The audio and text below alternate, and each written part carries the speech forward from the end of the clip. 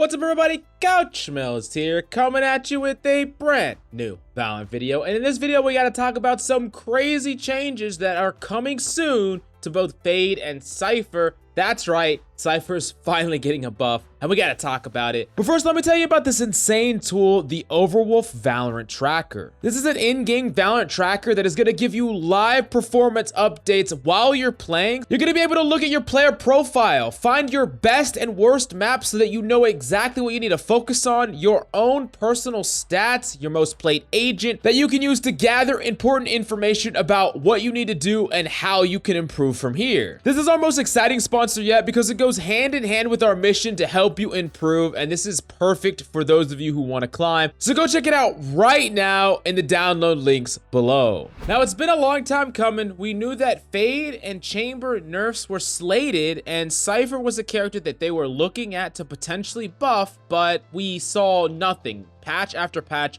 nothing came out. But yesterday the PBE came out and there are actually CYPHER changes on there. So the two changes are CYPHER's ultimate. After targeting a dead player, the location of all living enemy players will be revealed twice within a 4-second delay between each ping. Now that's absolutely insane because that first one typically tells you where they are, but people move.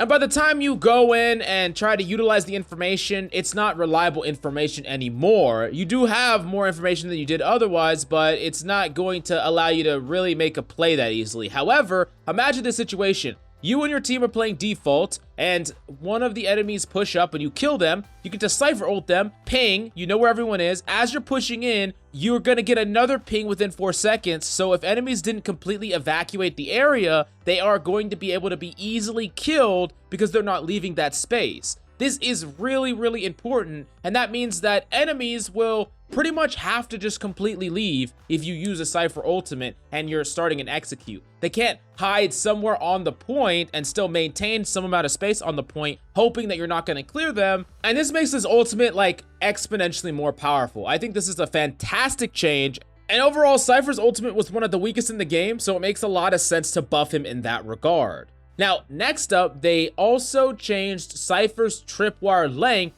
which was increased from 1,000 to 1,500. Now, don't worry about what those numbers mean. It just means that it can go 50% further than it could before. Now, that is actually insane, especially once people really figure out where they could put trips to guard multiple sorts of flanks and areas that people could go through. I think that this is really going to come up a lot more than people think initially, and I actually like this change as well, giving CYPHER more information, the ability to protect more area on the map. I, all in all, like these changes. They're not crazy big changes, so I'm not entirely sure if these bump CYPHER enough to all of a sudden be playable, but I would imagine that Riot is trying to be cautious about making CYPHER too strong. We talked before about how Sentinels, specifically CYPHER and Killjoy, could greatly affect the meta and ranked play and make it less fun if these characters are overly strong, like way too overpowered. So while I don't necessarily think this is going to be enough, they could always buff him again in the future. But what do you think about his changes, and do you think they're enough? If you could do something to CYPHER, how would you buff him and why? Let me know in the comments down below. Now, next up, we do gotta talk about Fade. Now, Fade got a ton of changes. First off, the Prowler's duration has been reduced from 3 to 2.5 seconds. Prowler's near sight duration got reduced from 3.5 to 2.75 seconds.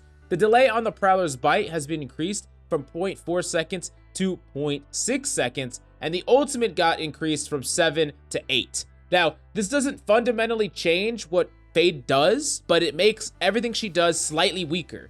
I'm gonna be honest with you, I prefer changes like this, where you take a character that is obviously a bit too strong and you just slightly reduce a ton of little tiny things on the character. Now, is this an overcorrection? I don't really think so, because what she does is still so powerful and unique that it's not like she's gonna go to 0 pick rate and then Sova's gonna eat it all back up, right? She's going to still have maps that she's played on. She's still very strong, but before she was so powerful that she was seeing a ton of play on maps that maybe her kit didn't perfectly fit compared to Sova, but she was still being played anyways or alongside Sova because that's just how strong she was. So I do think that these are healthy changes for the character to bring her more in line with the rest of the roster. But as usual, I want to pass the question off to you. How do you feel about these changes? Do you think that they're fair? And are you still going to be playing Fade post changes? Let me know down below. Now, next up, we also have a new codename for the map that is coming out called Jam, which tells me absolutely nothing. But if you have any idea what that could possibly mean, yeah, you know the drill.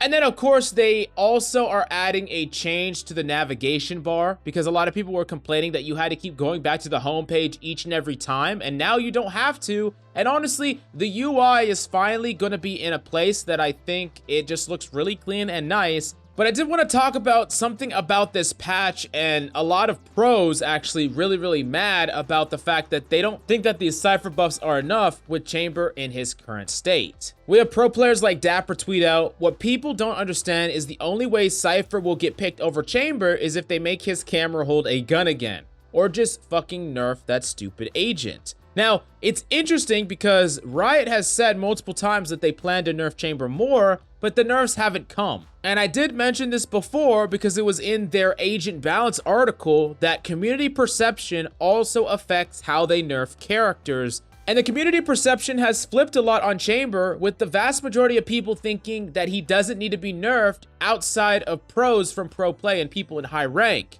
What you gotta understand is that the capability of what Chamber can do is just so strong that he really has a stranglehold over the controller meta. And you could buff characters like CYPHER and Killjoy quite a bit, and they wouldn't be able to take over his spot. We also have Tens tweet out, "I don't think you can do anything to buff the other Sentinels to outclass Chamber without making them giga broken. Gotta tune down the man in the suit so Sentinel mains don't have to suffer from identity crisis no more. Sentinel mains have been suffering for far too long." Now we have all these people really pissed off that Chamber is not nerfed, but it even gets worse because there's a tiny but specific Chamber buff in the patch, and it comes in the form of a change to one of Fade's abilities. Prowler now fizzle out and no longer debuff, instead of debuffing its target if they teleported away before it finished its animation. That is kind of interesting now because a Chamber could teleport away and not be in the debuff and yeah, be able to snipe you. So that's interesting. Not an entirely big deal, but the fact that Fade was one of the best counters to Chamber, and she still is, by the way, but it does seem a little bit strange that they put this in there. But I know that they do a lot of changes that are for consistency purposes, and sometimes it unintentionally buffs a character. But regardless, the next big problem is how do you actually nerf Chamber in a way that makes him still playable but not broken? I'm not entirely sure, to be honest. I think you could nerf a ton of different things, but I want to pass the question off to you. Do you think Chamber deserves a nerf? Do you think that other Sentinels should just get buffed a lot more? Or do you have a completely separate solution that you want to share? I'm interested and curious about how the community feels about everything that's going on. That's all I got for you today. Thank you, and see you next time.